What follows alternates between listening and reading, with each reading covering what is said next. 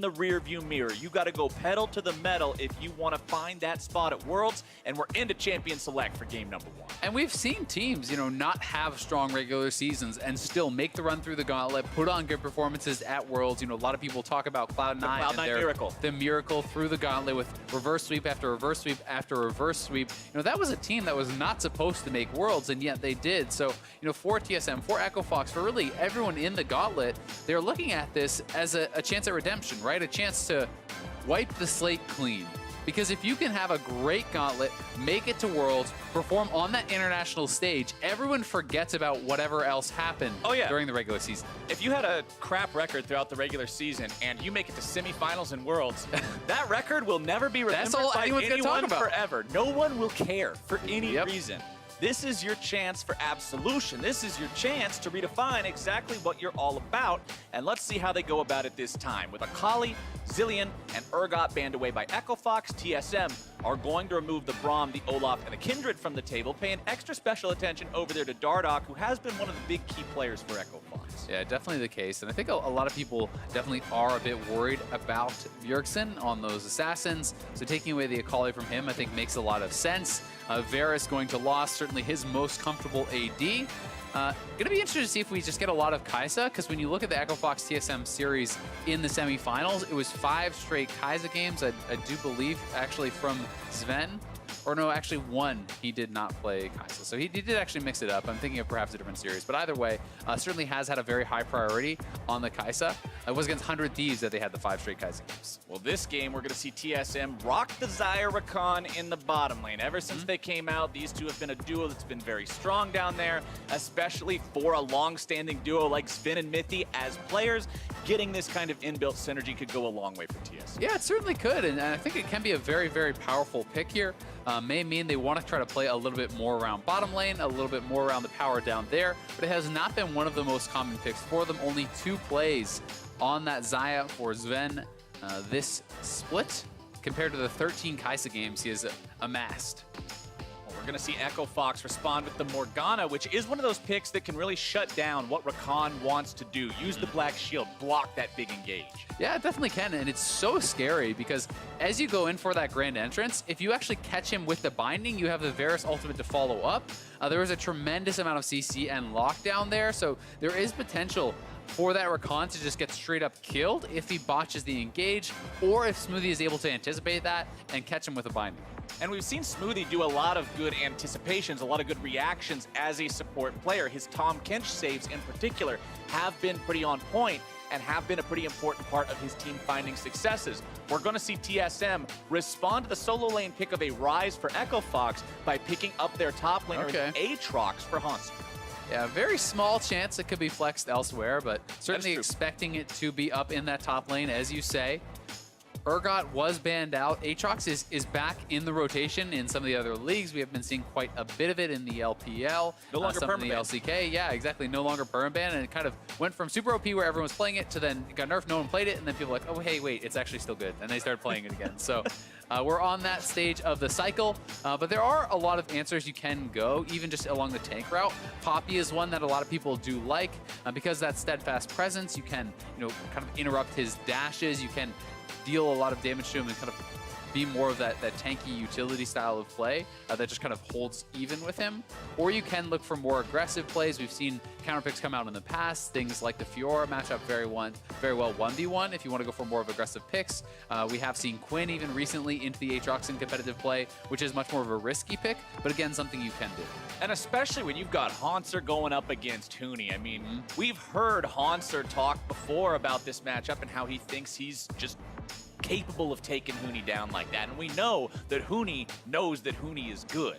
So when these two go together, if you get a chance to see a carry versus carry matchup between 2 players like that, that's always going to be just absolutely electric. It really is. And for most teams, I would not really be considering the Fiora very much at all. And we still may not get it, but if there was a team to do it, I think it would be Echo Fox. Huni is extremely confident in his own play.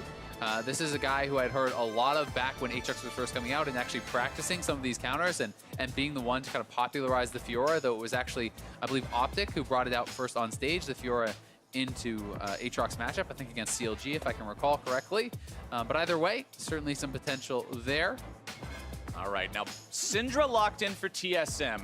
This one's important because Bjergsen does have a very impressive record historically on this champion, but I will point out that when TSM and Echo Fox played each other last, just a couple of weeks ago, Syndra was one of the champions that TSM lost with. And it was in this exact matchup, actually. It was the Rise versus Syndra. It's also interesting to see, they didn't decide to save, either of their solo lane picks for last because there was that blind pick mid laner. Bjergsen feels comfortable choosing his matchup now, and they're actually saving the last pick here for Grig. So it is going to be Ornn on the top side for Huni, so more of a standard pick here. And no carry be carry. No, unfortunately, we will just get more of a standard matchup. But we did actually see this, I believe, yesterday in the Echo Fox versus Clutch game. It was the Ornn versus Aatrox in game 1 where they were actually able to pull off a dive very early on, and they don't have the Olaf as they did yesterday, but Xin Zhao is another champion that kind of fits that same bill, that can play very aggressively early on, is very popular in the LPL in particular, gets a ton of play, and definitely can pair up very well with someone who does have that CC, and there's CC across the board here. There's the knockup and lockdown in the top lane for Huni. There's the Rune Prison for Damonte, bindings and ultimates coming out from the bottom lane of Echo Fox. So a lot of places he could gank, and those Xin Zhao ganks early on are incredibly strong. And TSM just had to throw me a bone and lock in the Skarner in game number 1. I love to see it picked up. We'll see how good Grig does on it here this game. You've got plenty of good targets to go for with the pull. You can always go for the mid laner, always go for the AD carry. The support isn't tanky this time around. The jungler isn't tanky this time around. The only thing you don't really want to pull is that Ornn. Yeah, and we'll see if he's been watching your pro tip segments, if he does any butt twists. I want to see a butt twist. If I see a kill that gets away because Skarner refused to twist his butt, we're going to have some words. We definitely are. All right, well, it will be a good one here. Semifinals of the Gauntlet. A lot of lane focus, honestly, it feels like here for TSM. Not a lot of kind of true frontline power. It does feel like this is a lot about winning lanes, a lot about initiation, mid-game team fights. So we'll see if they can dominate. And I really wonder exactly what these teams are going to come into this series thinking about just explicitly from the last time we played. Because we always consider the last time two teams played against each other when we see them going against each other again. Yeah. But it's very seldom that it is so recent, and it was in a exact same situation, a best of 5, right? It went the distance. It went to game number 5. What do you take away from this, especially for Echo Fox, who came so close, but came up short? Yeah, I mean, it can be tough, right? When you're looking at it from Echo Fox's point of view, Huni was sick. I think they're going to have that kind of weighing heavily on their minds, and happy to have a shot at redemption here. And I'm kind of the opinion that despite Huni's sickness, it felt like it was Echo Fox's series to lose. They were up 2-1. It felt like they had control in most of the games. I believe they're only behind in gold in the early game, 1 out of 5 of the games. So we'll see if they can perform better and close it out here today. All right, as the champions make their way onto Summoner's Rift, let's check in with a sideline report with Avli and ThinkCard. Thanks, guys. You guys are coming off of the momentum of yesterday's 3-0 win, but what makes you so confident that Echo Fox is going to take over today's rematch compared to last time?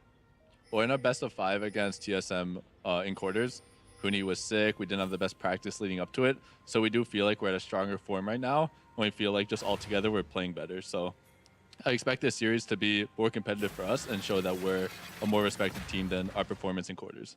Thanks. Wishing you the best of luck. Back to the casters. Minions have spawned. There we go, talking about the differences between that series and this one, the preparation, the status of your top laner. I mean, everybody's been at that point in their life before. When you get sick, you just think back to the times where you weren't sick and how easy everything was back then. Like had it moving, so good, breathing and eating and just generally existing. Yeah. Everything's harder when you're sick, man. And if Huni was feeling that way, I want to see what that does to impact him in this series when he can truly shine. Yeah, I mean, it's a good point as well. He mentioned the practice, right? If you are missing a lot of days of scrim time because you don't have your top laner there to practice because he's feeling too ill, that is certainly a very, very big deal there, as well as a lot of trading here. Very aggressive stuff in the mid lane. And both of these guys are running Inspiration Secondary. They're going to be running Time Warp Tonic. They are starting with that Corrupting Potion, so a lot of sustain to be had, but you always have to be careful because these low HP numbers will really draw the attention of the junglers, and certainly I favor Xin Zhao in any potential 2v2 early on. That'll definitely pull their attention towards that area of the map, and I always like to see players play aggressively. I love just that playmaking, be the guy who takes things into your control, sets the pace of the game attitude. But even more so when you look at the matchup between the players, when you've got Demonte going up against Bjergsen, you've got this guy who's still relatively new blood going up against one of the most well-known, if not the most well-known name in the North American LCS. And to be able to just walk up and say, okay, I know I can go head-to-head with this guy, let's trade aggressively, that's a promising sign for me when I'm looking at this mid laner for Echo. Yeah, it really is. And Bjergsen just playing intelligently. You could see he was playing to the top side of the lane. And that is simply because, as Demonte, you're level 2, he's level 3, and you just walked into a full minion wave plus a cannon there. That was a I said I like aggro, trade. but maybe not that much aggro. You gotta temper it a little bit. At least wait until you hit level 3, but maybe he's just thinking, okay, I'm gonna go back to base anyway.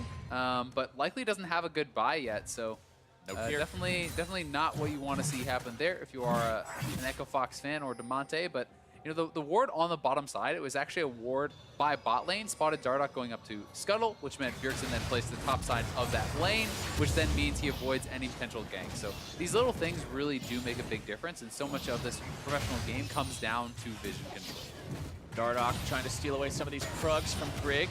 Now, for those of you who are not aware, Skarner outside of Spires is very much akin to a melee minion. And going up against something like Xin Zhao, you are not going to have a good time. No. You lose that fight 101 out of 100 times. There's one time you're going to lose it twice. There you go. You do not want anything to do with him. Grig's just going to walk up, make sure he secures that Krug, and stay the hell away from Dark. And that's why, again, you know, vision becomes so important. If your team can track where Xin is, and Xin is not dying, well, like you say, if it's level 2 or level 3 you run into Xin, well, you're not feeling so good. No. If by the time you're 6 or 7, Xin hasn't killed anyone and you're farming cruising. You're feeling great. You're fantastic. So that is really what Grig is going to be looking for, just trying his best to avoid any real fully committed fights while he farms up and hits 6. But that is partially why you see Dardoch playing aggressively, trying to take away some camps from his opponent, and being able to go for both of those scuttles as well is going to mean that as he clears the rest of the map, he is going to be up in experience. Grig clears out some of his own Raptors. Neither jungler has really found an opportunity to do a whole lot just yet. Bottom side, it's lost, taking some damage, but Mithy's going to be forced back now as well. Down to about 100 HP. Summoner spells still all 4 standing for both sides. I think he actually was dead if that piercing arrow hit. That was so close to him, actually. Just barely missed, and with that W active, I think it would have been a kill. There's, you know, double cleanse. It's not like there's a heal available to actually save him. So that was pretty close to being a first blood in the 2v2. And TSM have got to be careful down here. And for Sven and Mithy, remember these guys are coming over from winning so much in Europe, being a part of the G2 lineup that just dominated that region. They come over to TSM. They're creating this, what everybody sees as a super team of collecting the best talent in the West and putting it all together with the goal of doing well in international competition, succeeding where they weren't able to previously find that success. And it just hasn't been there so far. And especially, Mithy's had some rough games throughout the season. Yeah. It seems like he hasn't had the coordination with the rest of the team. He's been caught out at different times. Things have not gone the way they wanted them to. So this bottom lane in particular is 2 guys that I'm always looking at in these TSM games to say, all right, when are we going to see that step up? When are we going to see those championship level plays? Because they have showcased them, and when they do, it does look damn impressive. Yeah, it really does. And I would say often when they're showcasing them is the late game team fights. I think that Sven is exceptional with his team fighting, you know, mid game, late game. So that is certainly often why they kind of play this more passive style. And you can see 3-man mid here looking for Bjergsen. The Horn, baby! Under the turret they go, and first blood goes to Dardoch. But it's a return kill. Bjergsen goes ahead, pops off the ulti just to make sure. Nice proactive play there from Echo Fox, but honestly, if you're Bjergsen, you'll take that. You got 3 members mid, the ultimate out from Huni on that roam, and Dardoch's flash, and you traded back a kill, so pretty damn good. And Haunter trying to zone Huni away from some of these minions. Pretty explosive start there. And I mean, I mentioned that last time Bjergsen lost with this pick against Echo Fox, but he's got an amazing record with it. It's because he knows the potential of his champion. Yeah, and this was honestly a really nice ultimate there from Huni, getting the redirect right onto him. But Bjergsen gets his combo down, drops the ultimate, and that, in addition to the turret, is able to burst down Dardoch and trade back a kill. So gold remains just about even off of the play. But it's good to see Echo Fox being proactive, especially when you do have that Ornn. You love to see the Ornn getting out of lane, looking for plays around jungle, looking for plays around mid lane, because that ultimate can be so powerful.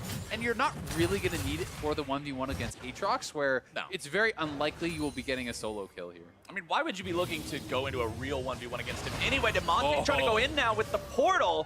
Once again, Echo Fox looking for Bjergsen, trying to keep him down. Yeah, that scatter was very nice. Got to throw a little bit of criticism the way of Smoothie, though. No Black Shield coming out that I saw. You know, perhaps could have actually Black Shielded Dardoch and allowed him to have that time to close the gap. Instead, it's TSM. With that failed play mid lane from Echo Fox, they're going to start up the Infernal, and it looks like it will just be there as the Dardoch is up on the top side of the map by the blue quadrant, clearing his wolves. So, well played here to TSM. First Drake, first Infernal Drake over to your team just 8 minutes in. Feels very good for this TSM squad.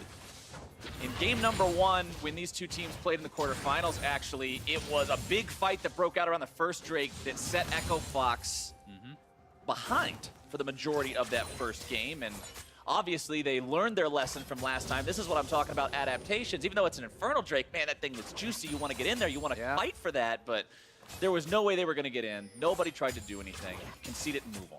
Yep, they are going to be able to grab that for themselves on the side of TSM. And it's interesting to see Greg here also going for challenging smite on the Skarner. And, you know, very often you do see the chilling smite, people, you know, wanting the extra move speed, being able to close the gap and get those ultimates off. But this is going to be a bit better dueling against the Xin Zhao. If Xin Zhao is going to be invading you and getting up in your face, you have a better chance at skirmishing. Maybe you're going from melee minion to a cannon? Yep, you're a big old cannon minion now. The way I always like to describe it is, at least in solo queue, Chilling Smite's probably a 4 out of 5 games buy for Skarner. The remaining game is one where you're up against something that is a capable duelist, like a Xin Zhao, like a Graves or something similar, and you know that if you get into a fight with this guy, you are going to need that extra armor that being a cannon minion will provide, or the power of a red smite if we're talking in actual gameplay terms. So I like the pickup for fighting against the Xin Zhao. Of course, you've also got your big initiations coming out from your Rakan to make sure that you can still get pulls off once the team fights come around. The Chilling Smite won't be missed in that regard. But Echo Fox is still a team that's scrappy, Azael. This is still a team that we have known for just always looking for where can we win a fight? How can we set up a fight? And that's still what I'm constantly looking for from them this time around.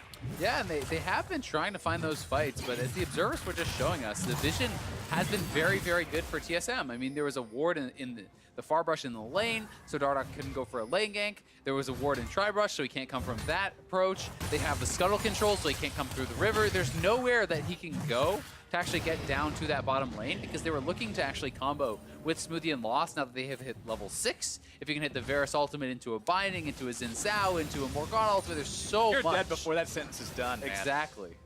So deadly if they can chain that CC together. But so far, like you said, TSM's doing a good job of just stalling, buying that time, allowing themselves to get to that late game team fight you were talking about, where Sven and Mythy can really shine and show off the caliber of players that they are. And we know that Bjergsen on this Syndra can do the same thing, putting down the damage. Of course, when you also look across the board at Echo Fox, you do have Lost on this Varus pick that, as you mentioned in Champion Select, is one of his signature picks. This is the champion that this guy can work his magic on, as Demonte finds himself stunned up by the Scatter of the Weak. Grig's not going to go any further there. Demonte's flash will be prized enough. Dardoch hanging around to the side means they're not going to go in any further. Huni looking to find the 1v1 here onto Haunter, brings him low. Oh, say it ain't so. Ooh, you hate to see it happen. You really do. You really do. Pause comes down. Not sure as to the exact reason yet. We'll keep you guys updated as we get information. Right as Haunter falls down to, let me check what that is, 41 HP. It's not a lot, but he does have his ultimate active. He actually popped it before he got hit by the Ornn Horn there. So he will be reviving, and then the question is just if Huni can kill him again after that. And the answer, spoiler, is very, very low chance, because he's already used all his abilities to actually get him this low. So you are expecting Haunter to kind of slink away, maybe be forced back to base. But Huni laning aggressively here and certainly looking like he is on form, at least in game number 1. You know why this is happening, right? This solo kill? Because earlier we said there's no way that Orange solo kills Aatrox. He's not solo killing him. He's forcing cooldown. He's forcing his ultimate. All right, sure. He's just forcing the ultimate out instead. But either way, Haunter's on the losing end of this one.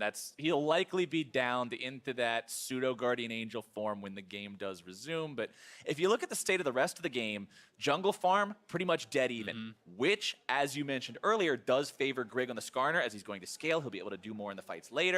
Mid lane, very even between these two. Bottom lane, it's an advantage for Lost. But again, talking about what Venomith can do later on in the game, we're going blow for blow in the first 11 minutes of this game. Yeah, I mean, it's 100 gold or even less that separates these two teams. And Bjergsen did request a pause there, so that is why we are paused up, and that is why we have our wonderful Donald investigating on the scene. He's going to be fixing it up, no problem.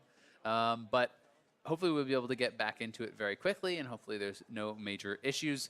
And when you do talk about an even game, then you have to start looking at, okay, well, who does team fighting favor? Who does the late game favor? And both teams kind of have, I think, their strengths and weaknesses in that regard. When you talk about a Xin Zhao versus a Skarner, in the team fights, you generally would rather have that Skarner, I would certainly think, as you're getting towards the later stages. Aatrox versus the Ornn, if it's a head-on team fight, you'd think you'd much rather have the Ornn. For Aatrox to really be effective in those teams fights, you have to either get a flank or be in a side lane or do something like that. But really, it's fairly even, I would say, down the line. Zyra Khan, incredibly strong team fighters. Morgana and the Varus obviously can be as well. There's a lot of kind of team fight power, as well as the ability to 1-3-1 on kind of both these teams, or even 1-4, because you could send Ryze out to match Aatrox. So there's a lot of flexibility in these teams, and I think certainly no clear scaling advantage to either side.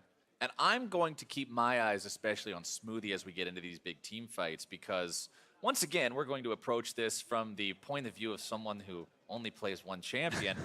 Skarner versus Morgana is a game of mind games. Yeah. Constantly. You're always trying to jockey for positioning where you threaten onto two potential different targets at a minimum with your flash ult so that you make Morgana guess, and in the split second that she has to guess between whoever it is she has to save, you go for the other one. That's the entire mental game between Morgana and Skarner as the game goes on.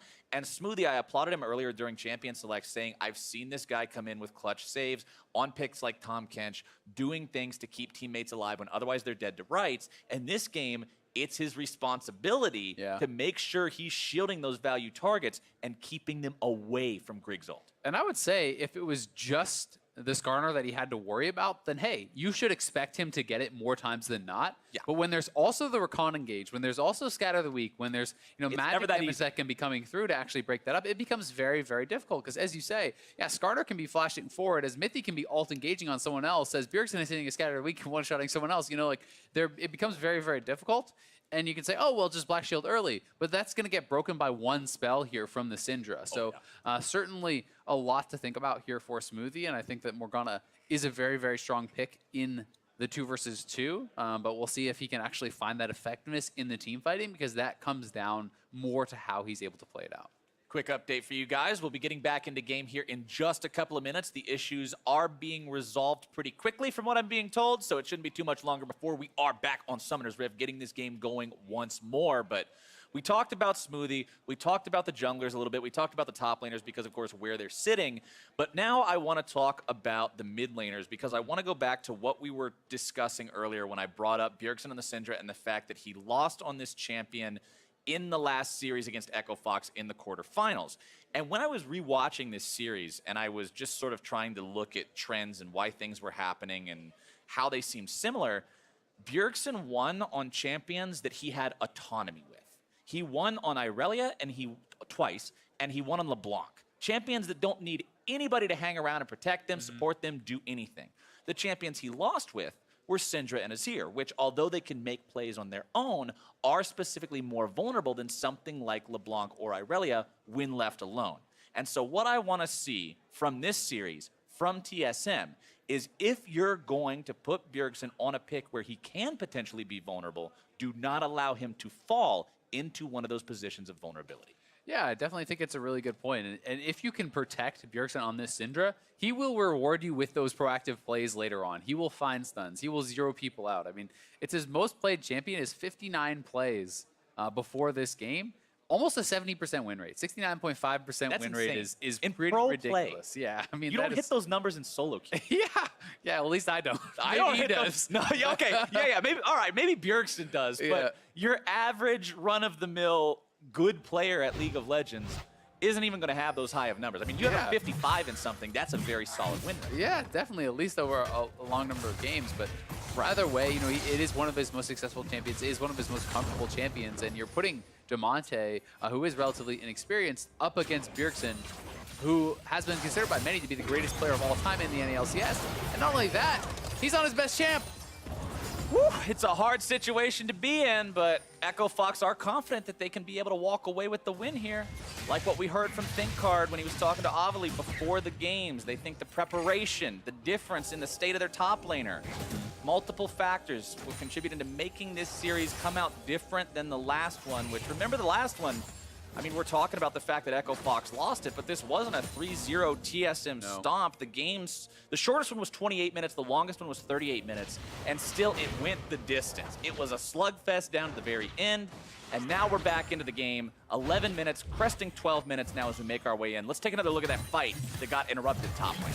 Yeah, here is the play up on the top side once more. Huni able to get Haunter fairly low, has the ultimate available, hits the R2, but you can see Haunter pre-pops his ultimate, knowing he may have enough damage to actually get knocked down, and does not actually even proc the ultimate there, as Huni doesn't want to give him that additional life back, so gonna be able to heal back up. That's the thing, I mean, Orin has maybe a small chance to actually burst you down, but if he can't do that, he likely is not going to win once those abilities are on cooldown, and TSM calling for that lane swap early on, looking to get out of that 2v2. They have the Stormrazor complete here on Sven, and we'll see if they want to try to go for a dive. I mean, you can see Demonte cheating up here, but there's 4 men from TSM, and I think at the very least they're going to get first turret. This is honestly a really nice move, taking your losing 2v2 bot lane and getting yourself a first turret on the top side. They've got Grigg shadowing this as well. If Huni tries to stick around at all, he will definitely die in the 1 versus 4, and that means TSM will collect their first turret gold bounty.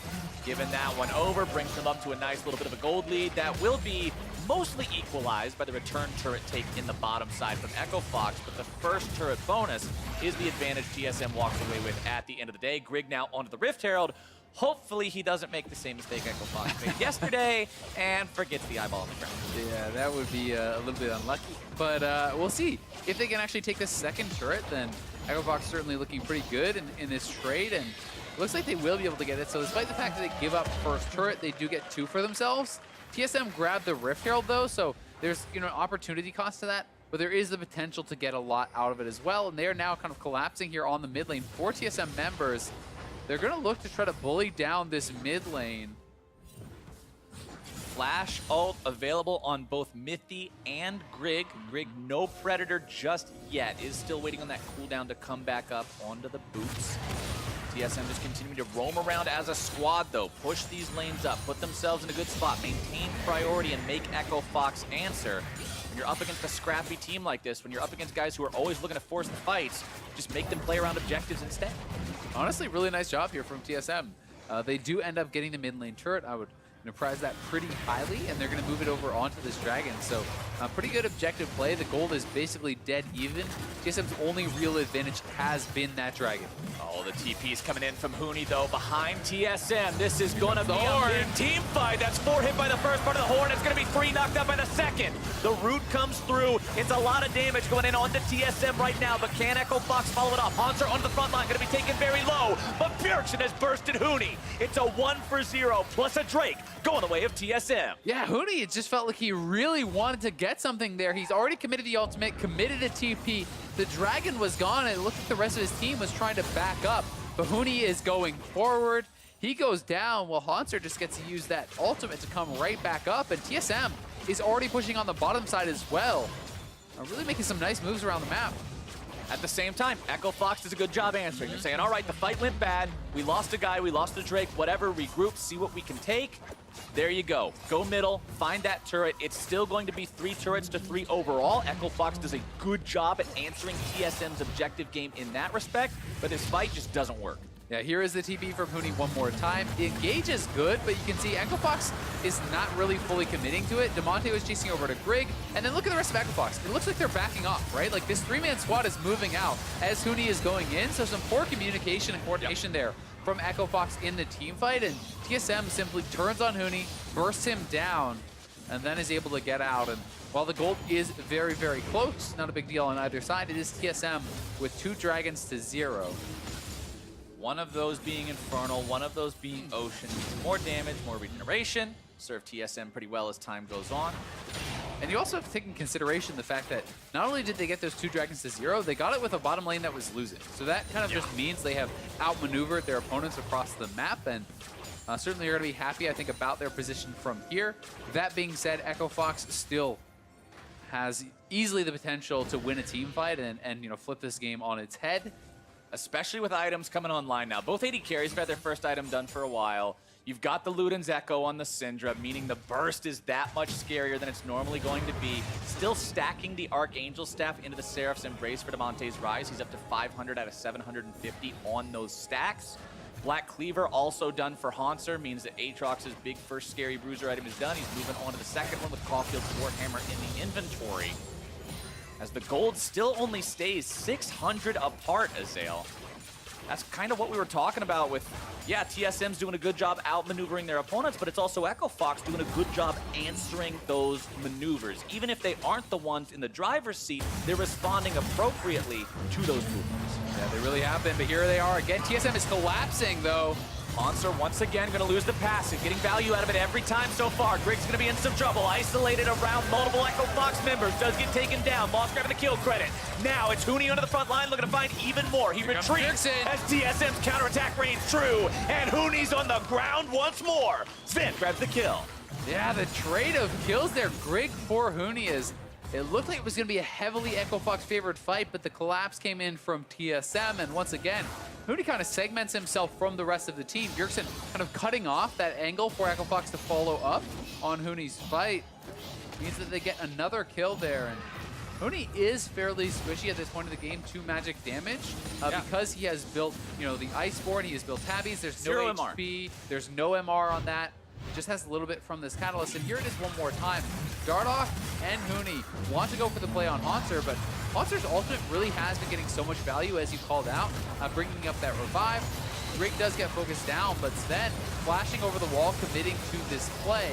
And it looks like Echo Fox could have just taken the 1 for 0, but Huni, again, flashes in. The ultimate from Zen kind of zones away a lot of Echo Fox, and then the fact that Bjergsen is between Echo Fox and the rest of the team means they can't get to Huni, and he gets taken down. Also important to note, the entirety of that fight was 4 versus 5. Demonte was in the top lane the entire time. Did have teleport available, chose not to use it there. So while it was 1 for 1, more resources were invested by TSM, so you could say there's a little bit of a win there for Echo Fox and allowing their mid laner to get some more farm in the top side, build up that economy, so when he does show up to the next fight, he's going to be that much stronger, but at the same time, next Infernal Drake Azael is only 90 seconds away, and I guarantee you both teams are going to want to fight for them. Yeah, Bjergsen's just at such a ridiculously strong point in the game for Syndra. Coming into this Infernal fight, he already has the first Infernal. He has double spell pen items and his Ludens, so that is one-shot territory onto the Varus. I don't think it even matters if he gets Black Shielded. If you get a full combo with a lot of orbs down, Varus likely dies through everything. So you have to be so careful about how you play out these next fights. But you also have 2 items on Sven, and that is a really big deal there. You have the item completion just coming through kind of faster right now for TSM. We'll see if Echo Fox has time to complete their items to get back to base, but with Zeke's 2 items on Sven, you know, this double spell pen and everything completed for Bjergsen, I kind of favor them in the next team fight. Echo Fox will try to move down into the bottom part of the river right now, setting up some vision for this next Drake, wanting to make sure that they've got control over the area early, force TSM to walk into their vision, maybe put them in a disadvantageous spot. looking. wants to come around behind here. Chains of Corruption go through. They're looking to go on to Sven. Goes into that ulti immediately. As Minty comes back around, he's going to be juggled right back towards the rest of the team. Instead, Stealth going to be kept alive as Lost is in some trouble. Haunter's looking to find the damage. Quick grabs the kill into Dardoch, who goes a little bit too deep. It's still just going to be 1-for-1 so far, as Haunter's still trying to find even more. Hooney's going to be tanking up so much damage yet again. Stunned up, brought down. Haunter grabbing the kill.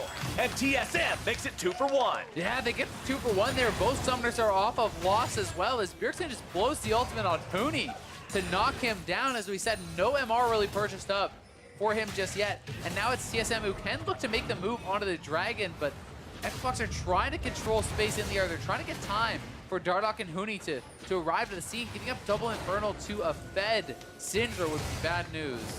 I really like what Bjergsen is doing to Hooney in these fights. He doesn't care about the fact that that's normally a tank. He's abusing the lack of MR, and he's destroying the front line and allowing his team to just fight front to back like that. And Smoothie is deleted. That means Infernal Drake goes the way of TSM, and we are once again back to this beautiful sepia tone.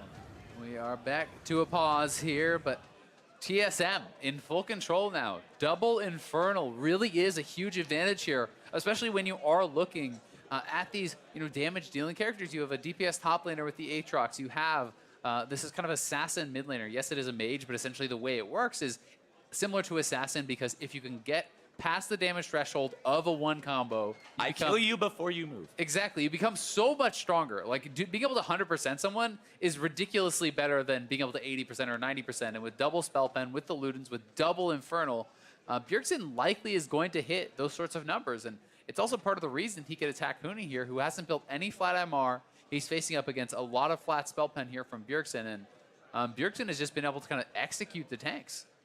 Quick update on the pause this time around. It was called by Smoothie, who says that Bjergsen's E, the Scatter the Weak, the stun, was invisible to him in that last fight, and the refs are now investigating this to see if that's actually how it worked out, if that's the state of the game right now, and then we'll see where we go from there. So I'll give you guys more updates as we get those, as they become available.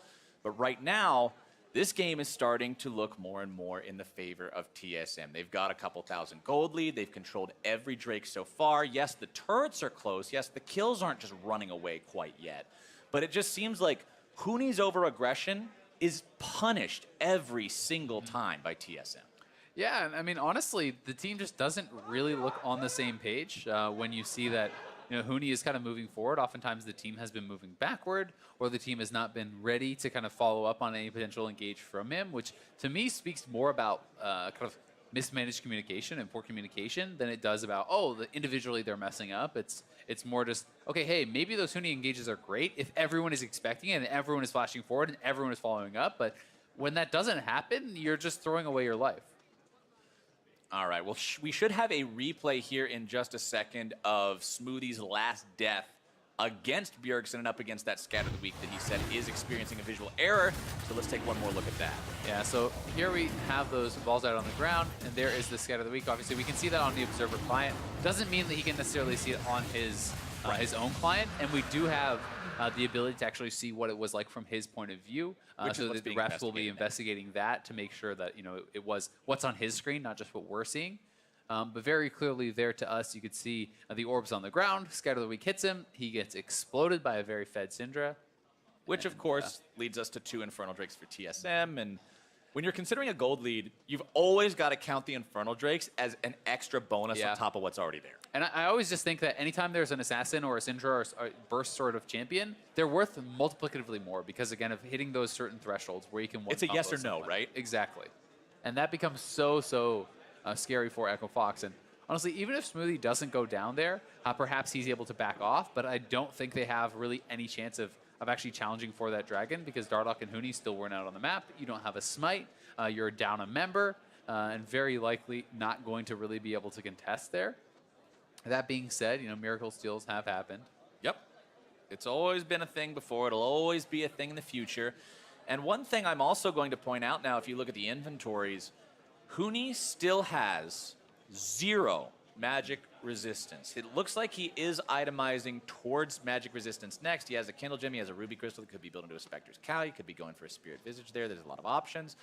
But no magic resistance. Yeah, it's interesting because I actually feel like if you have the Kindle Gem plus the Ruby Crystal, you're going Warmogs, so you're actually still not going MR. Yeah, you could be going Warmogs too. There's a lot of choices. And to be fair, if you hit a certain amount of HP, if you build enough HP, it becomes no longer worth it for Syndra to actually use the ultimate on you, even without that MR.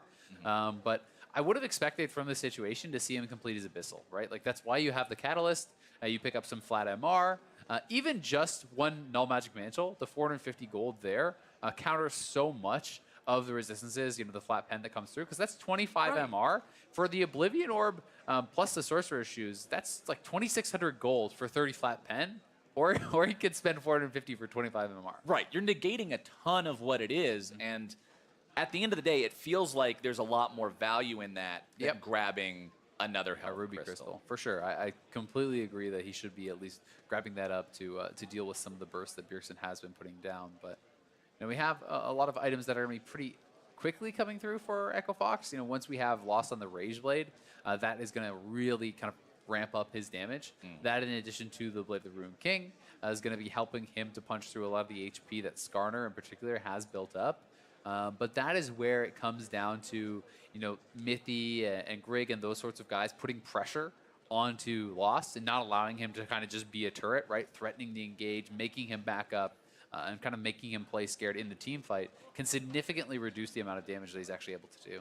And talking about the items we're seeing completed, I want to go ahead and touch on the build from Dardoch now as well while we're still paused, because a lot of times you see Xin Zhao's go with aggressive builds. You see a warrior into either a Trinity Force, you see sometimes like a Sterix Gauge or something similar, a bruiser type item. But this time around, it's strictly supportive role after the warrior. He's gone for the Knight's Vow, wants to make sure he keeps the carry safe with that. Then he's got Quicksilver Sash, just so he can't be pulled by the Skarner. I still stand by what I say in Champion Select, where anybody other than Huni is going to be a pull that can win you a fight. Just because you have a Knight's Vow doesn't mean you're getting away from it. That's not a real tank item. So I like the fact that he picked this up because it means he can get himself out of those bad situations and still be useful in these fights. Yeah, and unless you're snowballing, it's not worth, I think, building pure damage. Grabbing some utility here. It's going to be about team fighting. Makes a lot of sense. But I believe we are going to toss it over to the guys at the desk to talk about the game until we're back into the action. Oh, hello there. Quick break while we chrono break back to 2102. Sorry, I was getting all the info in my ear there, so I was listening very intently so I could pass the information along to you, the viewers. But a chrono break has been offered to the side of Echo Fox because Smoothie on the Morgana could not see the Syndra E and the orbs coming towards him. Would have probably black shielded, I guess, is the assumption, to maybe save himself from death, but offering a chrono break back to 2102, it has been accepted. So while that is all reloading back onto the stage, we're going to take some time to talk a little bit about what's been going on in this series. Jat, I know in particular you wanted to talk about Huni, and in particular his play on tanks. Yeah. Since Huni is a player that so much identifies with carries, we started the conversation during the game of how well does he judge his damage and the damage he can tank on tanks? Because I was kind of the opinion, when I've seen Huni play tanks, at least on SKT, he looked really good in tank versus carry matchups, because I think that stems from his understanding of carries. But I also think that in tank v tank, like playing pure frontline, I think he makes some questionable decisions. We're going to roll through 3 team fights right here. One big part of playing a tank that I think doesn't get talked about a whole lot is knowing when to go in. A lot of it is not just looking at the other team, but it's watching your team as well, like knowing you have the follow-up. And in both of these exchanges, it looks like Huni just wasn't on the same page with his team. You see his whole team is hitting Grig back here, and then Mithy goes in distracting them. And then Huni flashes in while his team is zoned by Zaya's ultimate, so he just ends up getting killed. So whether that's, Huni going too far in or his team not following up, there's definitely some disconnect that's been going on. And that last point's what I want to look at a little bit, especially in this replay, where I think Echo Fox have a good chance to win this fight. After they kite out here, the stun goes off, the root goes off, and you're looking at Haunter, and that ult's about to time out, and it feels like Huni's the only one who's really aware of that. And if the rest of his team was hovering closer behind him as he CC'd Haunter, then they can probably get that kill. But it's one of those things where synergy is so much more important than who's ultimately right or wrong. Because looking at that, you can say, I believe Huni could actually make a case like, listen, his ult was about to wear out. Was no one else aware of this? Like, why are we backing out? We were the only 2 guys there, and my DPS was closer, so if we just killed him, we win. But it doesn't matter if your team's not on that page and the call is back out or something. Looking at that last one specifically, I actually think that I think they could have gone in Echo Fox, but I do think Huni went in too early because if you just look at the positioning, Lost was like, what, 30% health? So I don't know if Syndra had flash, but like Syndra creates a huge zone that you have to respect. And Damonte was still farther away than Bjergsen was. So like knowing that the other team's gonna get reinforcements before you will is a huge part of the game. And I think that sometimes like people will miss it, and it seems like Huni's been overextending a little bit in these fights. Yeah. Absolutely. And these are kind of just general team fighting skills that are intangible, right? Huni in a lot of games is going to be ahead in gold, CS, but Impact to me is the best team fighting tank versus tank player in the league. So he will have a larger influence on the team fight because of how well he pushes and pulls with the rest of his team.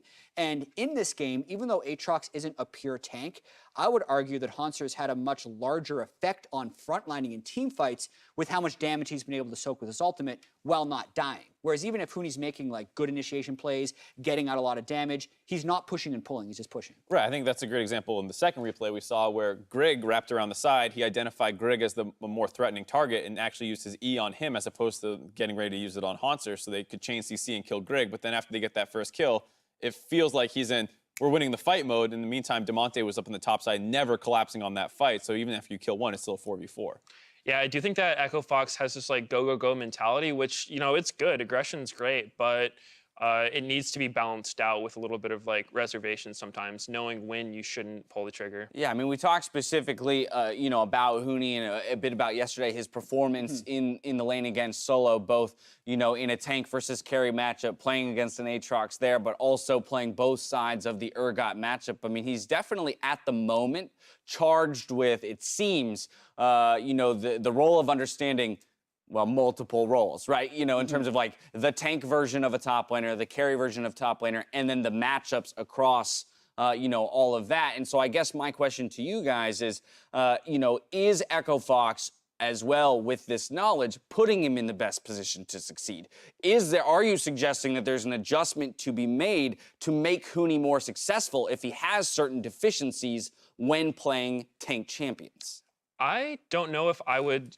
Usually when I see something like this, I don't usually sum it up to just one player, because while it does seem like Huni's overextending a little bit, a big part of team fights is on the carries communicating what they can hit and what they cannot. Because, you know, I play a lot of tanks myself, and I do have to like keep in mind where my carries are, and I have to listen to them saying like, hey, I'm getting zoned right now, I can't go in, we got to kite back, and that kind of thing. And so I think that it's kind of on both sides there. All right, well, go ahead. Well, I think that Huni just isn't that practiced on Ornn, straight up. Last series, so yesterday, he landed the 4-man ultimate near the base gate wall of the opponent. He got 4 of them in. Then he tried to E through the base gate.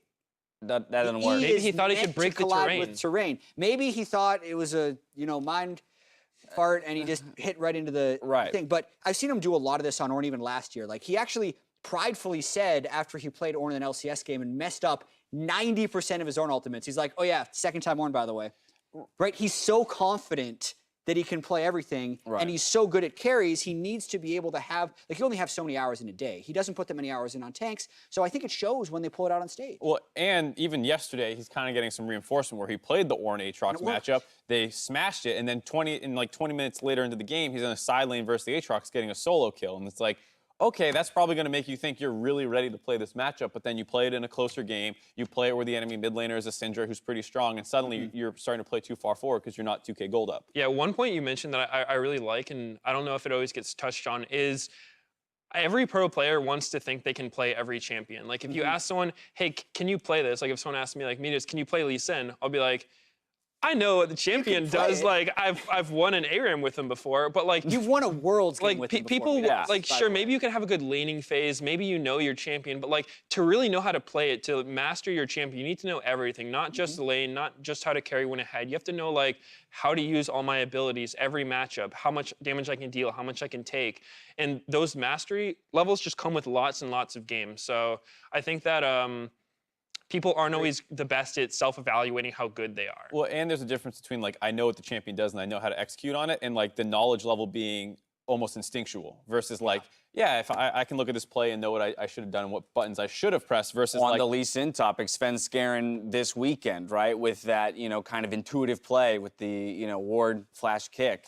Right, like a lot of players can execute that if someone tells them go do that, but to see that in the moment and instantly execute it is a different level of knowledge. Well, that conversation devolved, but in a fabulous way. I enjoy it. And on the other side of the break, we'll talk a bit more. But as the issue is resolved on stage, we're going to take a break. And as we go, here's another look at the newest League cinematic for Odyssey. Happy birthday, big guy. Just a sec. There. Hey, dummy. Did you ever dream of a life among the stars? Well, now you can live that dream aboard our magnificent ship, the Morning Star. Let's meet the crew. First up is Malphite, big boy with a heart of gold. We're still working on his temper. Then there's Yasuo, our captain. Nothing faces the sky. Watch. Heads up!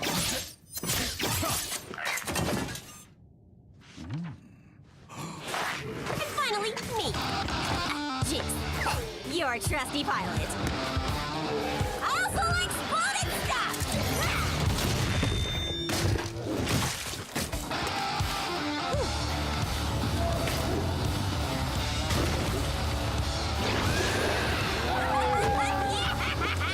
But wait, there's more. We do all kinds of junk, like recreational activities, hands-on medical training, and team-building exercises.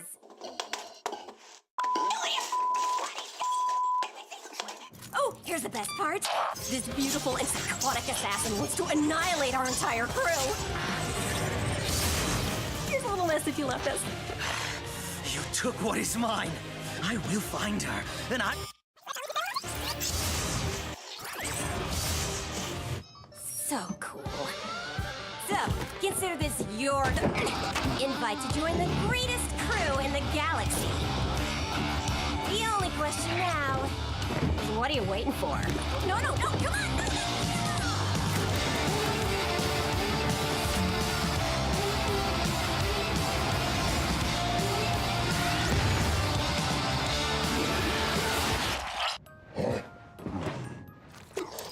So, kid, what do you say?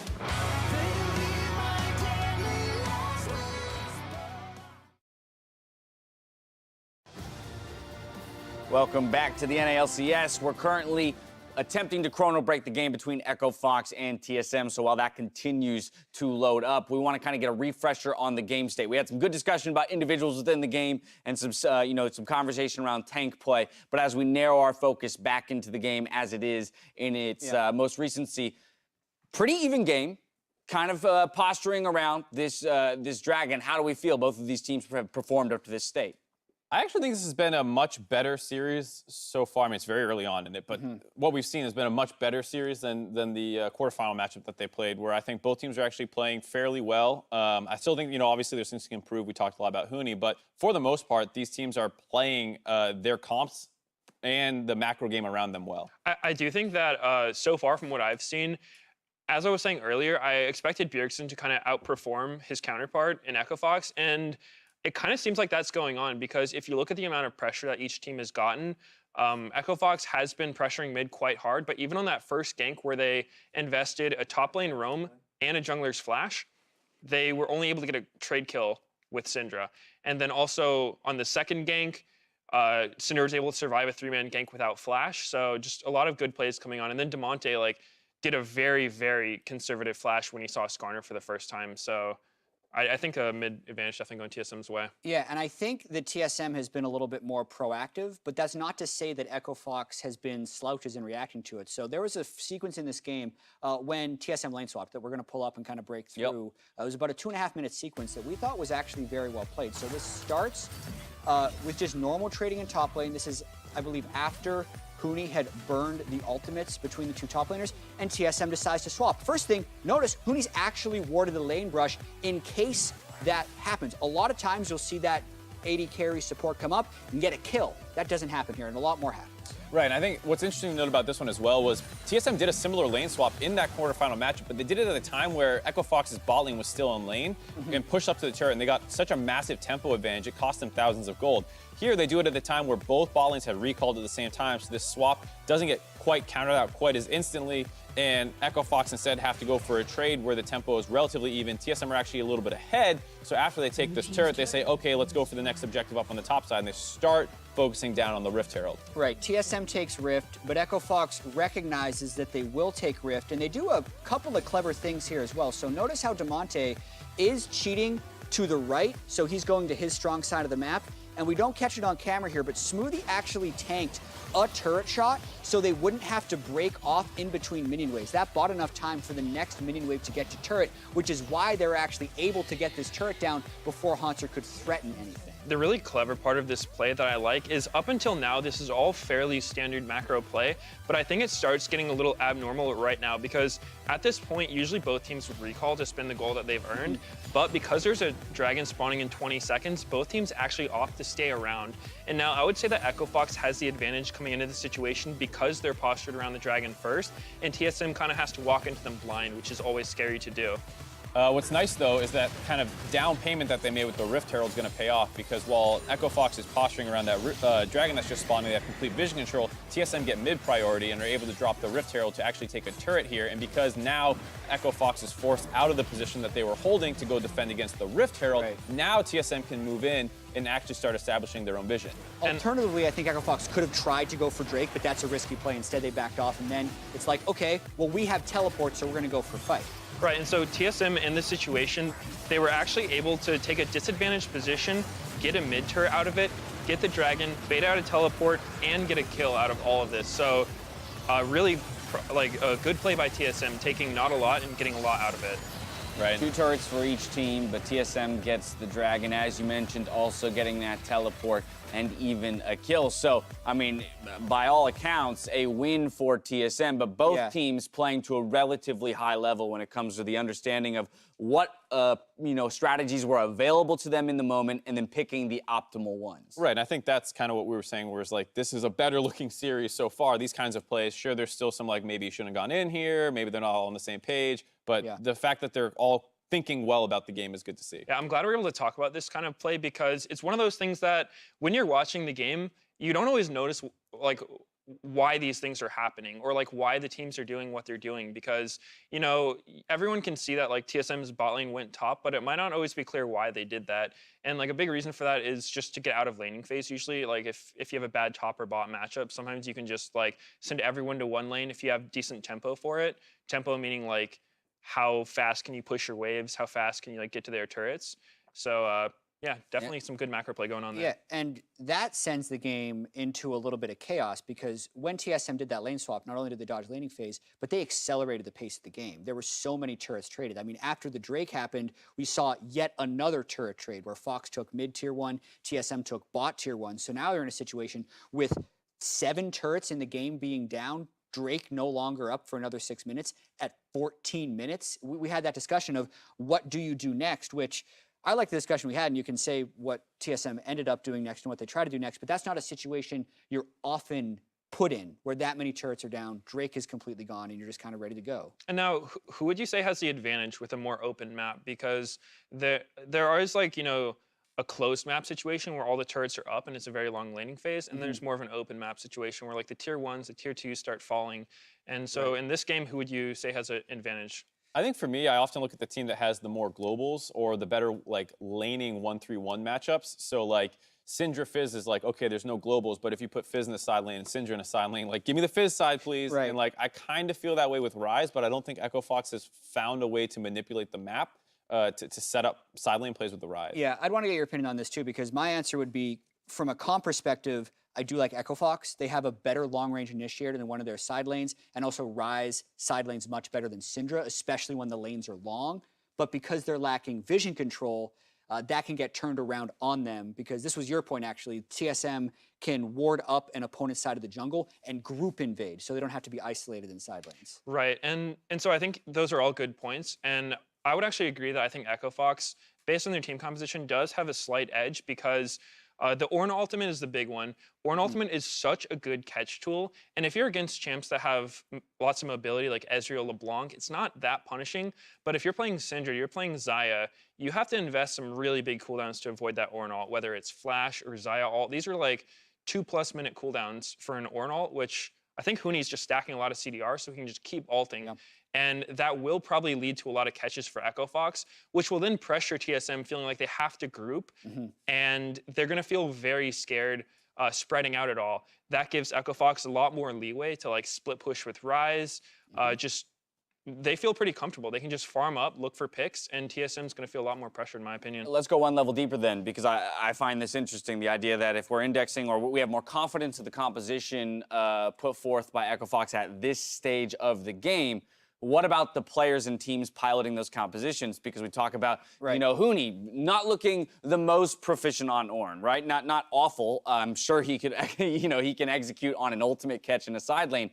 But there is something to be said for the teams and the way they execute in the late game. Echo Fox generally prone to making a few more mistakes that maybe give away a game than, say, TSM is. Does that weigh on your decision in terms of confidence from 20 minutes in? I think part of it has to do with how well they play with that macro, like you're saying. And I think TSM has showed that they're playing with tempo pretty well. So, like, while Echo Fox does maybe have better tools for starting fights in the side lane, if TSM is controlling mid and they're the ones always leaving mid lane first and collapsing on stuff, it's really hard to force things. And we've seen a couple times action break out around Huni that TSM is able to kind of get there first initially. And I think that's my concern for Echo Fox. Yeah, it's pretty funny how throughout the year watching TSM, no matter what composition they played and what the strengths of the composition would be, they would end up doing the same thing. So they have this Blade of the Ruin King, Rageblade Gnar, and he'd be like, I'm coming to the team fight, boys, and he just goes in for it. So at least this time, TSM's composition plays to their strengths, whereas for Echo Fox, even though they have strengths of being able to initiate well with Ornn and Xin Zhao, I don't necessarily think they're a great 1-3-1 team if Huni's not on a lethal champion like Ornn, and he has to then support someone else's kills. Right. Also talking about 1-3-1, I think that Echo Fox's comp's not really built for 1-3-1 that well, because they have Ryze, which is great for splitting, but Ornn isn't really a split pusher. Like, I think at this point in the game, he can still fight Aatrox decently, but he's not really going to get any advantage doing that. If anything, he kind of makes himself a vulnerability by pushing up really far against Aatrox. So I'm not really sure if that's the strat they're going to look for. If I was Echo Fox here, I'd probably look to set up some kind of like 4-1 where Ryze can split pretty aggressively. You just try to get him enough vision that he's not going to get killed. And then with the rest of your team, You control around mid, and you just look for picks. You've got Varus, Morgana, you've got Ornn. So just a ton of pick potential. On TSM side, they also have some good pick with Rakan Skarner, but the Black Shield makes it very hard to engage because if you try like flash Skarner ult and Morgana's there, shields it, you wasted some huge cooldowns. Yeah.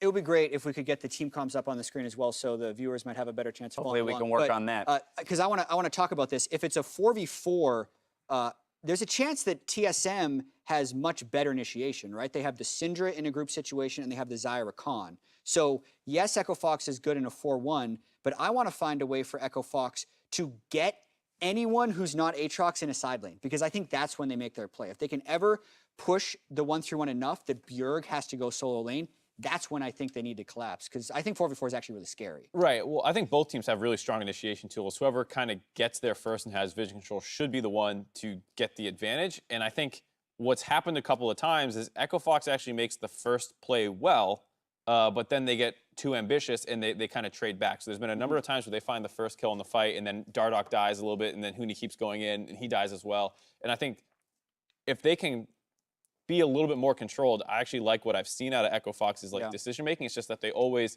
give that one kill back right now. Right. The first step in the play is always executed, near perfectly by Echo Fox, but sometimes it feels like maybe there wasn't a discussion about what happens next or after the first person goes down, and that's where you see people result to instinct. Huni wants to go in, the rest of the team wants to pull out, and sometimes it isn't necessarily, ending up as an advantage on their side and more of a trade back at the end of it all.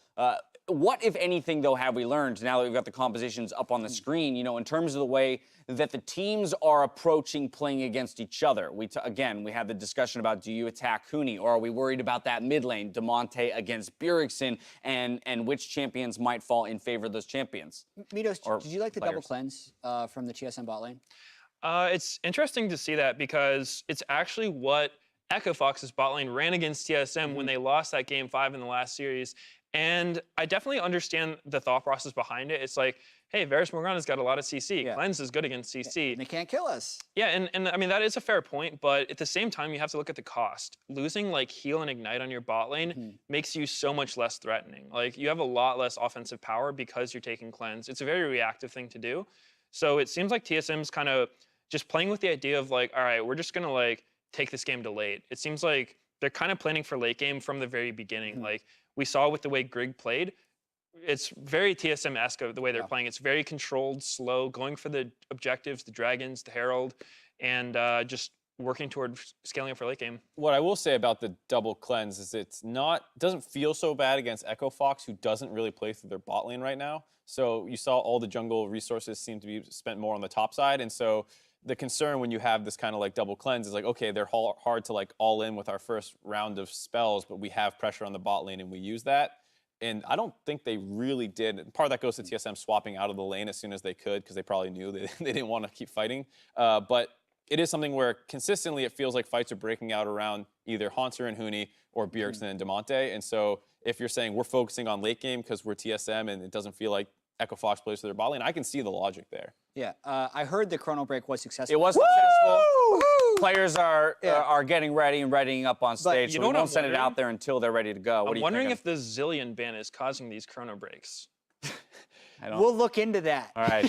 Thanks, Meteos. Thanks for the think tank Meteos over here. I got a cool stat, actually. I haven't made like any graphics. Jet stats. Yet. Impromptu jet stats. Well, yeah, because it speaks to TSM's playstyle. So I had the stats team pull which role the other team kills the most. Okay. Right?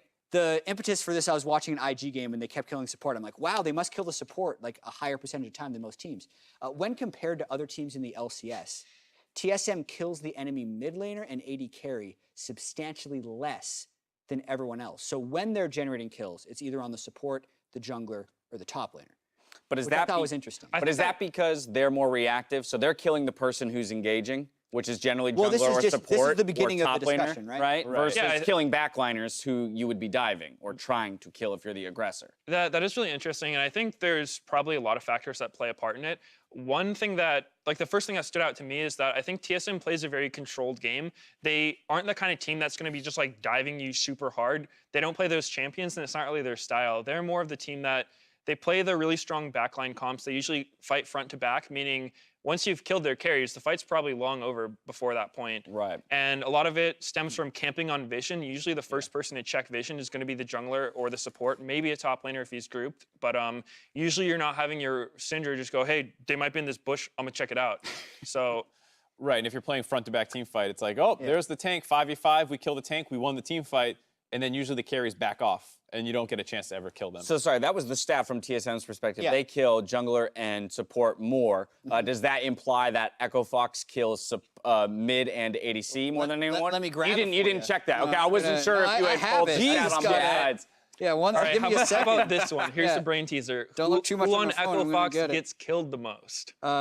It's top lane, I'm pretty sure. Like, Maybe. Maybe. Both yeah. Meteor stats. Can I play that game more often? Sounds easier. I feel like I'd be way more successful at Meteor stats. All right,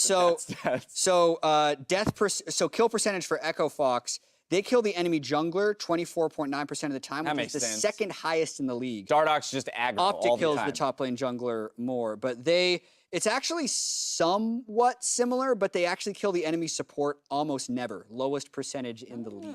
Is that Really? because they ignore bot lane? So they're like ignoring bot That's lane. probably got a lot to do with And it. Dardock fights topside jungle and in Huni. This is all games of summer split, like plus plus. How controlled is it? Is this a percentage difference from how often the average team is killing someone? Well, so or is you know how damage percentage works, right? Like Yeah. if no one else on your team does damage, your damage percentage Right, is it's huge. gonna look That's how crazy. this works. Well, It's because just- I was going to say, like, some roles probably just die. Like, I would believe if tanks and top laners generally, and junglers as well, have some Right. of the most deaths in the league. Well, right. You look at Deathly on Golden Guardians. Yeah, so having it's some of the least controlled. deaths, but it's because he's So- an ADC Is and it he backs controlled out of the for that? fight once his front line across goes the down. whole league, top laners die 20.6% of the time, junglers die 22.8% of the time, mid 18.3, bot 15.8, and support 22.5. Okay, so top jungle support, the front And then it's not liners. like what percent more than other teams. It's just like that actual percentage. So for TSM, like they kill the enemy mid laner about 2% less than the league average, Right. which is the lowest in the league. Okay, That's interesting. that's Team cool. Liquid, by the way, kills the opponent bot laner 4% more than anyone else in the league. Why? All Can right. you break down why I you wonder think who that they might play be? around. Huh. Weird. I mean, that's is intriguing, well, right? that's great. It's cool to kind of track and how it might relate to overall a team's tendencies when it comes to team fighting. That for TSM, like they will take more measured team fights. They're going to fight on the vision and in a more prepared style. So no surprise that they index a little bit more towards killing the tanks than say diving to the backline and killing the backline carries. And then similarly for Echo Fox, but. In this game state, as we're at, if we try and pull this all back, to this point, are one of these two teams set up better for doing exactly that? Because you earlier said that you feel Haunter is actually playing a front line better on Aatrox than Huni is right now on Ornn, and so this isn't to say that the champion in its kind of the way it is perceived isn't necessarily the way it has to be played. You can play a frontline Aatrox even though you're building a Black Cleaver. Yeah, it's looking to me like Echo Fox isn't going to win the 5v5 team fights. Okay. So I think they need to attempt to set up 1-3-1, wait for the solo lane to get isolated, and go there. But I think this game is pretty heavily trending towards TSM, assuming no one is mega tilted after the long pause, which is a real factor, because I think they've been getting the team fights, and they've been outplaying them in the team fights. Yeah, Meteos, it's been a long pot. Well, never mind. I will ask you this question later. As we jump back into the game, we're going to throw it out to the casters for the call. The 60-minute... Ladies and gentlemen, we are back. It has been a hot minute, but we are once again back here to bring you game number 1. Remember, things were rolled back a little bit before the fatal Syndra E that could not be seen. That means Smoothie didn't walk up, didn't get himself killed there, but TSM was still able to find themselves victory in the bottom part of the river, securing that ever so important second Infernal Drake. Yeah, exactly. So the gold lead, not too big, but again, it is about those neutrals. It is about the double Infernal in particular, as you pointed out. Going to be so big for Haunter, for Sven, and for Bjergsen here. You can see Sven trying to get cheeky there with the feathers, steal away that blue buff. Demonte's got it for himself, but over the wall comes Mithy, forces out the flash from the Echo Fox mid laner to keep himself alive. Yeah, nicely done there. Doesn't actually cost Mithy too much, just the ultimate gets a flash. They also got Seraphs out of Demonte there, so not much left for him in the way of defenses. And This is actually pretty interesting. It looks like Haunter is going for a Ghostblade second. This is becoming a little bit more popular just as a way to actually get into the back line with the Aatrox ultimate, because as you know, when you pop the Aatrox ultimate, you get a burst of speed, and you can actually just kind of pop the Ghostblade, and you start just becoming this race car zooming in on top of people with that ultimate. So it's not something that we used to see very much of. This build also allows you to get to 40% CDR very quickly because he is going for the 10% CDR talent in Sorcery.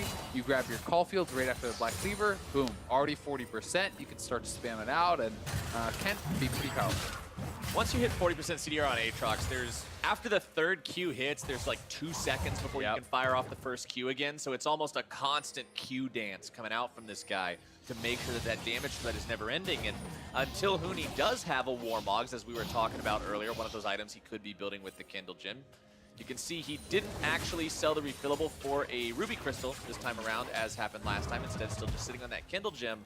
But until he does have that regeneration, he is not going to enjoy himself in that 1 versus 1 as TSM push down the top side, tier 2 under fire, taken down. That's free objective for the side of TSM. And look at all the vision they already have set up around Baron, but Huni is TPing in. Echo Fox trying to get a fight, but TSM may be out.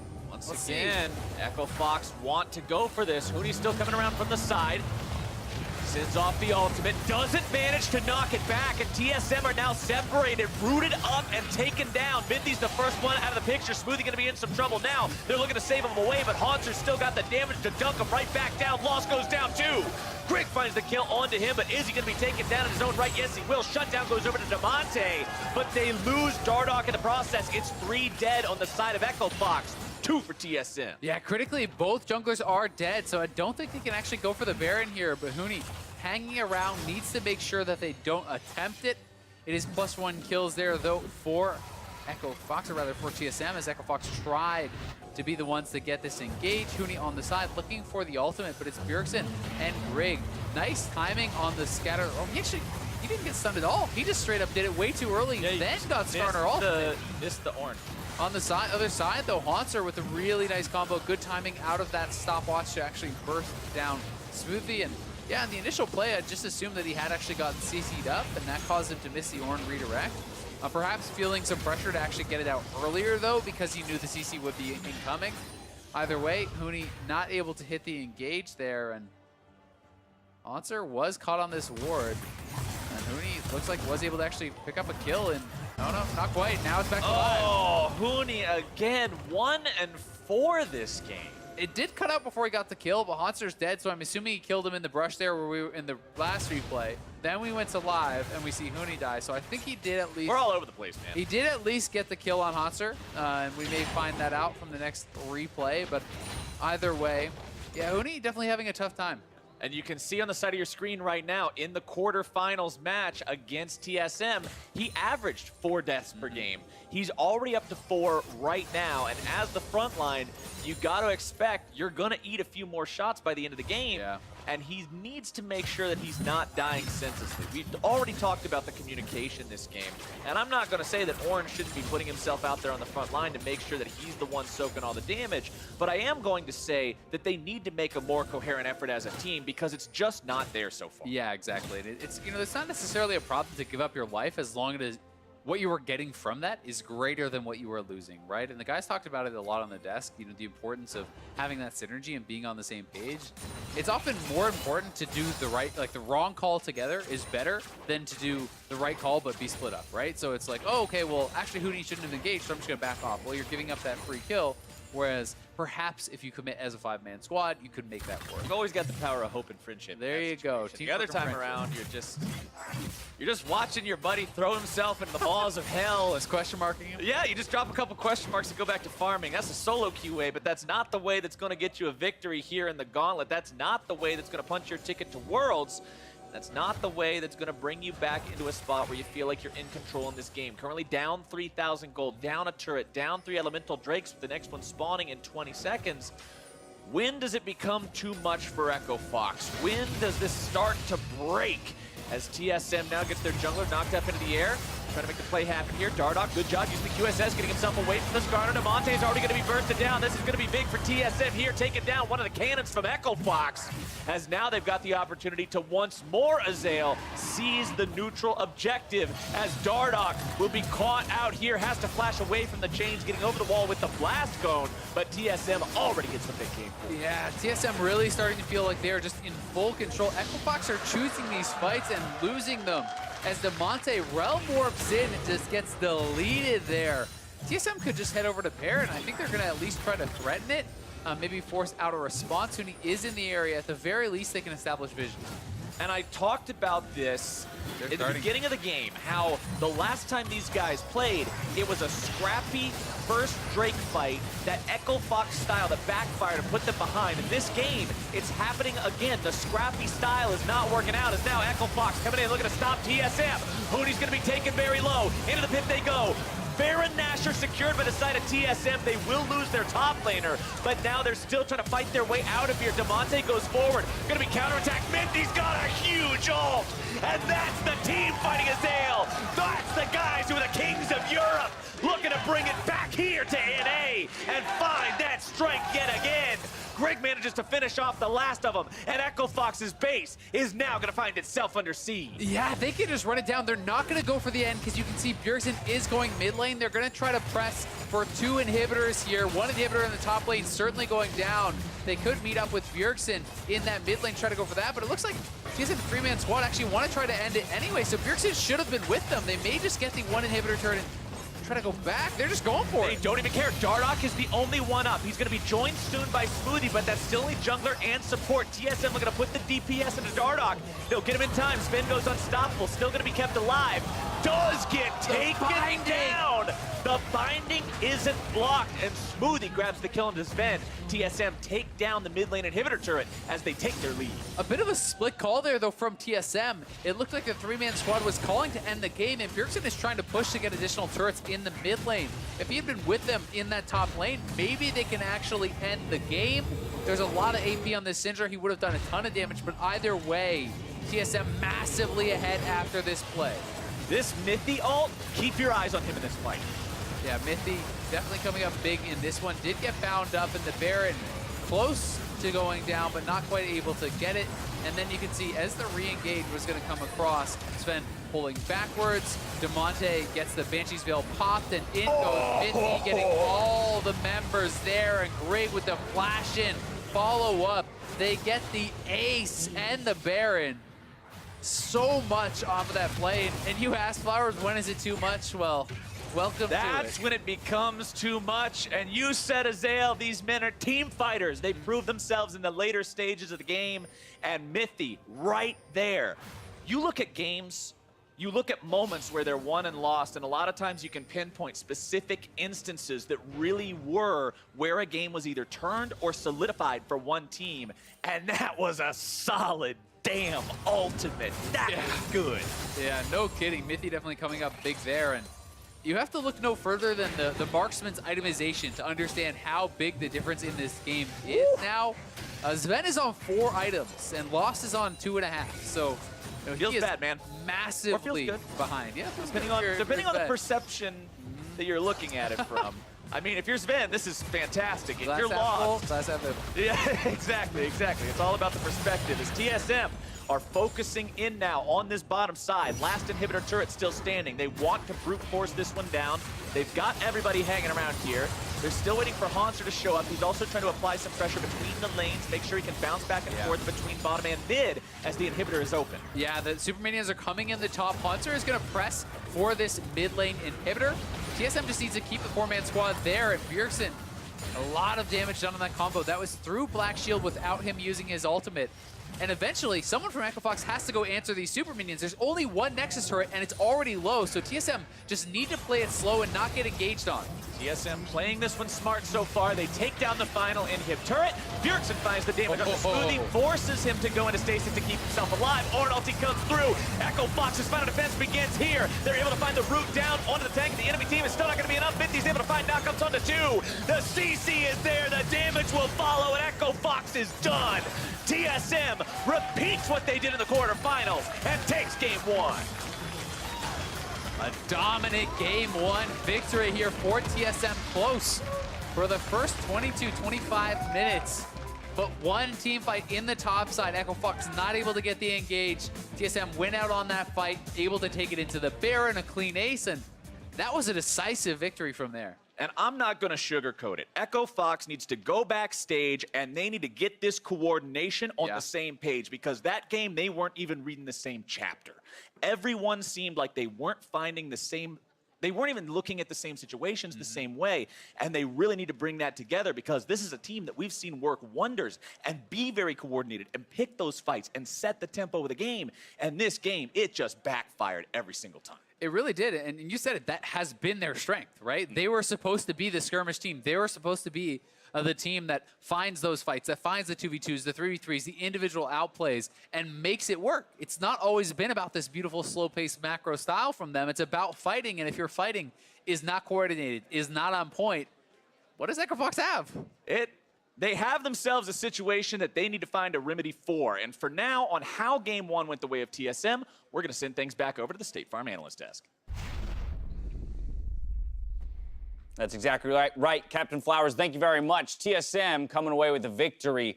Quick to end after resuming from that pause. It seemed quite dominant. And Meteos, before we dove back into the game, I was just about to ask you what the duration of a pause like that can do to a player. You yourself have sat through a number of them at times in your career, and I can only imagine, but I'd like to hear straight from you. Pauses are very rough on players. I actually tweeted out right before this at Medius LOL on Twitter that sorry, that it's so hard for players, because, you know, like, you're going into these games, like, a lot of the way these players operate is off of like intuition, instincts, just like gut feelings to things. And when you have to wait around for so long, like, you just lose that, basically. Like, you come back into the game and you're kind of like, what was going on here? I don't even remember. Like, for me personally, as a jungler, I feel like I always have these timers going through my head for like enemy flashes, jungle camps, buffs, dragons, etc. And it's like, wait, I thought his flash came up in 5 minutes, not 45 minutes from now. So that can just really mess with you. Even like intuitively for some players, like you're talking about, if you're a top lane and you're doing trades for 20 minutes in a regular game, you start developing a feel for how those patterns are going. And like, I'm winning the trade, this kind of stuff, and then like to completely lose that feeling, to completely lose that feeling, and have to go back in and be like, how do I still win this trade? Yeah, exactly. Right? Like, those kinds of things, I know some players have said to me, like, that's one of the worst parts for them. And I think in some ways, if we talk about this mentality, and I'm looking specifically at a team like Echo Fox, you know, that they might even be more susceptible to some of that than other organizations or other squads. Yeah. So you don't want the ability to tilt or not tilt on a pause to matter. Like, pauses suck for sure. Correct. And I do think Echo Fox was disadvantaged before that incredibly long chrono break. Where they were already 2 Infernal Drakes down. Smoothie didn't see the Syndra E. They agreed because they were most likely losing that fight, whether or not it hits, it's over. But they were disadvantaged in this game, and this was one of the fastest, like, especially the Baron fight we got to see at the end, the fastest, oh, let's just fight this anyway, because if we don't win, we want to go next anyway. It's a 5-game series. Like, it almost felt like that's the soft way of surrendering without actually doing it on the LCS. Yeah, it kind of is like, I feel like anyone who's played League has encountered a player, if they haven't done it themselves, where it's not that you're trying to lose, but it's you just kind of go limp to everything. You're just like, I'm not really trying to put much more effort into this. Like, I'm kind of having a terrible time here. Let's just get out of the situation. Yeah, you're not being careful. So this was one of the last fights we saw before the pause, and you can kind of see it was trending towards back and forth. This was post-pause right here. You can see Huni comes back, way too eager on his E. I think he was trying to get it off before he was done. Tried doing the second. That was his R. That was his second R charge. Yeah. Oh, sorry. Yeah. Second R charge. Didn't get that hit off. It unsuccessfully zones out Bjergsen, who's able to come in at the end of the fight to turn this.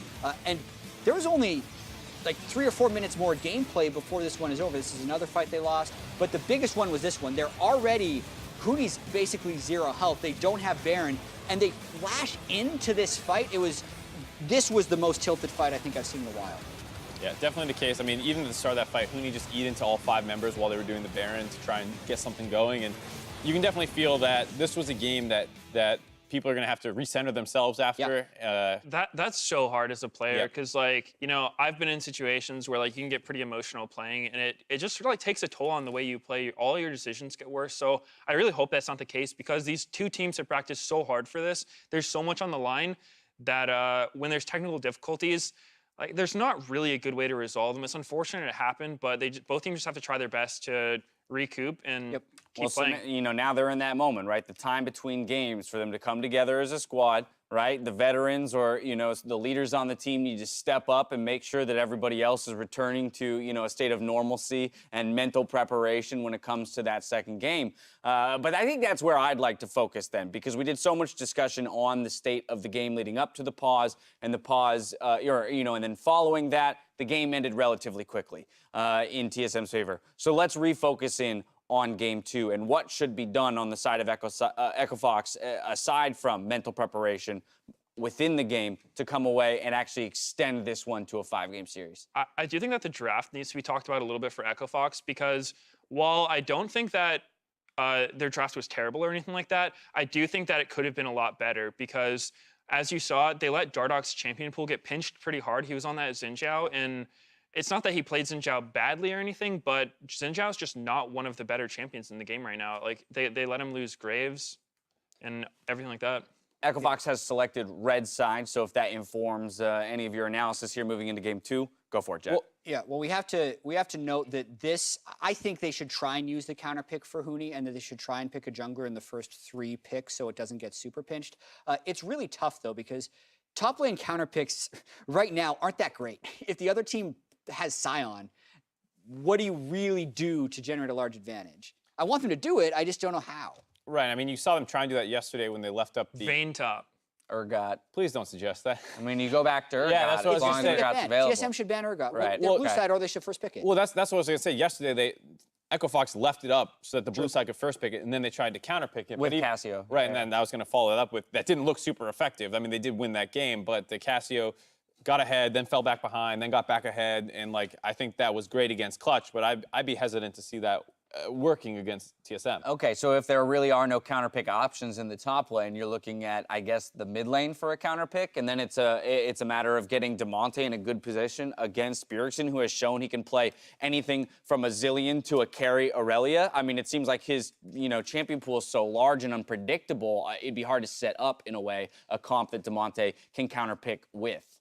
One thing that I wasn't too big of a fan of for Echo Fox's draft is when you put Ryze with Varus together, you actually end up having a pretty low-range comp, and that can work against some stuff, but against particularly like Rakan and Syndra, those champions create a huge zone, and you basically have to step into their engage range to do any damage at all. So you're either like tiptoeing on the outside of the fight, not really contributing much, or when you do decide to commit into the fight, you run the risk of just getting instantly killed. So I probably would have liked Echo Fox's comp if they went with the Syndra in the first 3. They did hover it and thought about it, but they ended up going with the Ryze, and whether that was to be a flex or not, seemed a little questionable to me. All right, we have to take a quick break. When we return, the series between Echo Fox and TSM continues, so don't go anywhere.